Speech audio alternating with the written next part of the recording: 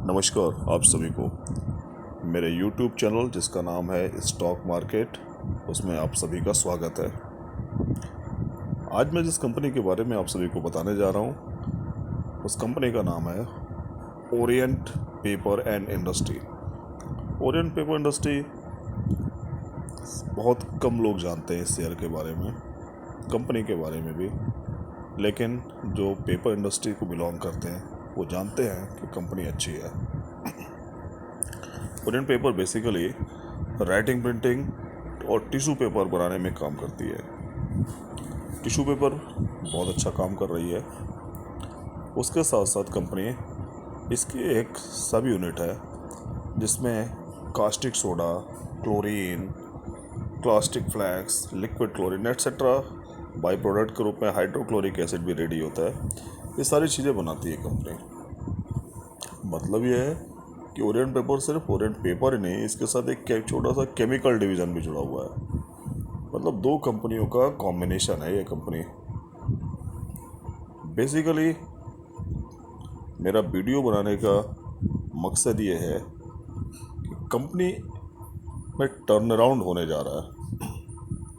बीच का कुछ समय ऐसा था कंपनी लॉस की तरफ थी, अभी मैनेजमेंट चेंज होने से कंपनी बिल्कुल टर्न अराउंड सी हो गई है। कंपनी के नए एमडी मिस्टर अश्विन लड्डा और मिस्टर सीओओ मिस्टर काशीकर, जब से इन दोनों की जोड़ी ने इस कंपनी को ज्वाइन किया है, कंपनी में एक टर्न अराउंड सा हो गया है। जी जान लगा दिया है दोनों ने। उसके साथ साथ मैं इस कंपनी को पर्सनली जानता भी हूँ। यहाँ के एम्प्लॉय भी इनका भरपूर साथ दे रहे हैं और कंपनी को टर्न अराउंड करने में सारे लोग जुट गए हैं। जहाँ ये कंपनी पल्प एंड पेपर का प्रोडक्शन 200 से 220 टन पर मंथ किया करती थी, आज की डेट में कंपनी उसी पुराने यूनिट्स के साथ में छोटे मोटे चेंजेस करके 280 टन से लेके 300 टन पर डे का प्रोडक्शन कर रही है। एक जुनून सा हो गया है लोगों में कंपनी के सीईओ के साथ, कंपनी के एमडी के साथ, जो बहुत एग्रेसिवली काम कर रहे हैं।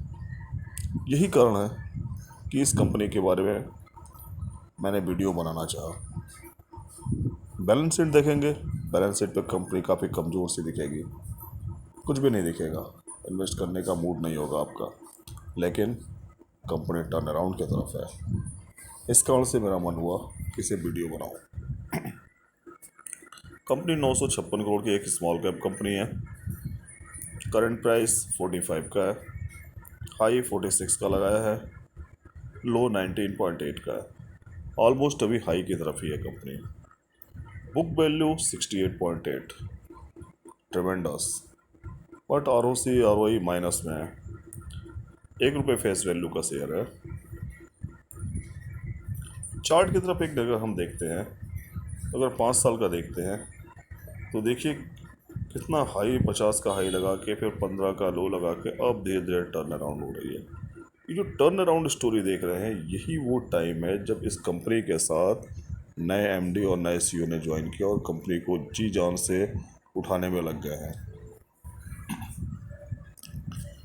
और कंपनी अच्छा कर रही है, मार्केट में अपनी बादशाहियत को फिर से गेन करने की कोशिश कर रही है।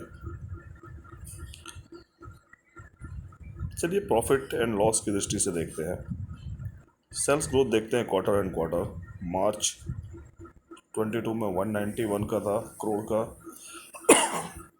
सॉरी, जून 22 में 211 करोड़, सितंबर में 220 और अभी देखिए दिसंबर तक का 253 का हो चुका है। कुछ नज़र आ रहा है आप सभी को?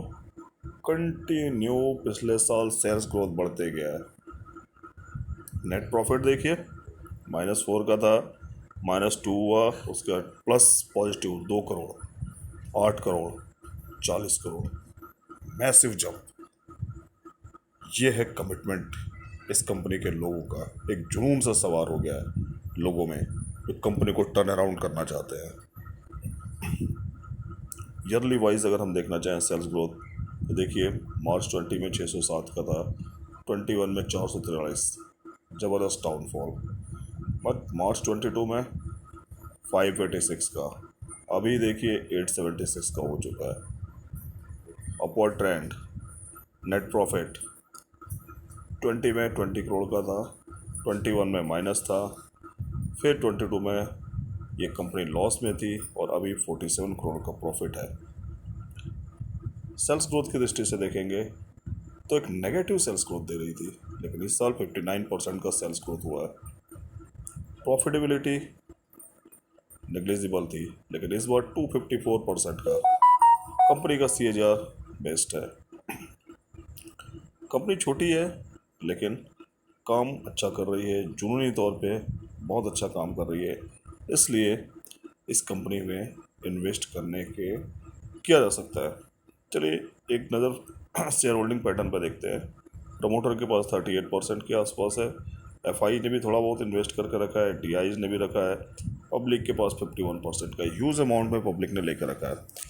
इस टाइप की कंडीशन होती है तो लोग बाग अक्सर ऐसी कंपनियों से डर जाते हैं, क्योंकि आमतौर पे कंपनी ने डंप करके रखा है लोगों के पास, लेकिन नहीं, कंपनी का मैनेजमेंट अच्छा है आज की डेट में और ग्रोथ की ओर कंपनी चल रही है। अगर मैं बताना चाहूँगा कि वर्तमान में तो जो भी है, पास्ट में इस कंपनी ने बहुत ज़बरदस्त रिटर्न दिया हुआ है। शायद कम लोगों को पता होगा कि ये कंपनी एक बहुत बड़ी मल्टीबैगर साबित हुई है।